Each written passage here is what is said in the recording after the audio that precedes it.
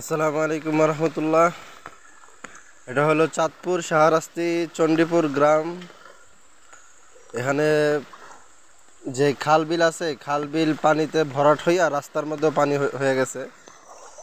দেখতেছেন আমি আমার অনেক পাও পর্যন্ত পানি উঠে গেছে, আর হাঁটু সমান পানি ভাঙ্গা পরে হাঁটতে হয় রাস্তার মধ্যে।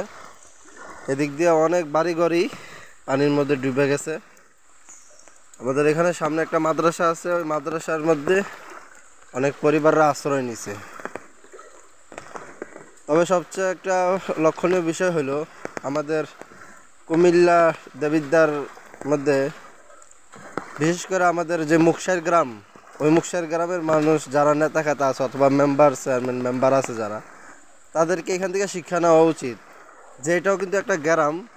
এই গ্রামের মধ্যে কত সুন্দর রাস্তাঘাট, রাস্তা একদম পাকা, যার কারণে রাস্তার মধ্যে পানি হয়ে যাওয়ার কারণেও কিন্তু রাস্তা দিয়ে সুন্দরভাবে চলাচল করা যাইতেছে। কিন্তু এই রাস্তাগুলো যদি কাদা থাকতো, পাকা রাস্তা না হইতো, তাহলে এই রাস্তাগুলো দিয়ে চলাচল করতে অনেক কষ্ট হয়ে যেত। কিন্তু এই রাস্তাগুলো পাকা থাকার কারণে মানুষ সুন্দরভাবে চলাচল করতে পারতেছে। আমাদের মুকসাইর গ্রামের মধ্যে অথবা 11 গ্রামের যে আশেপাশে যে সমস্ত গ্রামগুলো আছে মুকসাইর, ওইগুলোতে যদি ওই রাস্তার মধ্যে পানি উঠা যায়, বন্যা হয়ে যায়, তাহলে ওই রাস্তাগুলোর মধ্যে কিন্তু চলাচল করা অসম্ভব হয়ে যাব। কারণ যেহেতু ওই জায়গায় ওই রাস্তাগুলা কাঁচা রাস্তা, এমনিতেই রাস্তাগুলা যদি সামান্য একটু বৃষ্টি কাতলা আসে তাহলেই কিন্তু ওই রাস্তাগুলা অনেক ক্ষতিগ্রস্ত হয়ে যায়।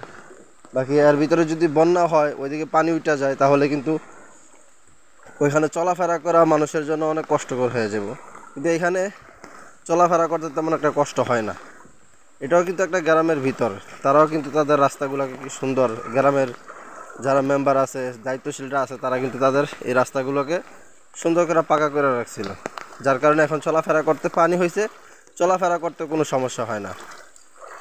তো এইগুলা থেকে শিক্ষা নেওয়া দরকার যে যারা নেতা খেতা হয়, যারা হয়, দায়িত্ব পায়, তারা শুধু নিজেদের পকেট ভরলে আর নিজেদের বাড়ি উন্নতি করলেই চলবে না, মানুষের দিকেও তাকাতে হবে, মানুষের সুবিধা অসুবিধার দিকে তাকাতে হবে।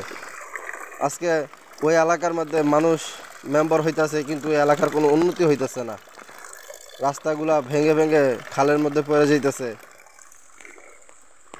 এই জন্য যারা দায়িত্বশীল আছে তাদেরকে সচেতন হওয়া উচিত। যারা দায়িত্বশীল হইতে চায়, মেম্বার চেয়ারম্যান হইতে চায়, তারা তাদের দায়িত্ব কতটুকু পালন করতে পারবো এটা বুঝা শুনেই তারপরে দায়িত্ব নেওয়া ভালো।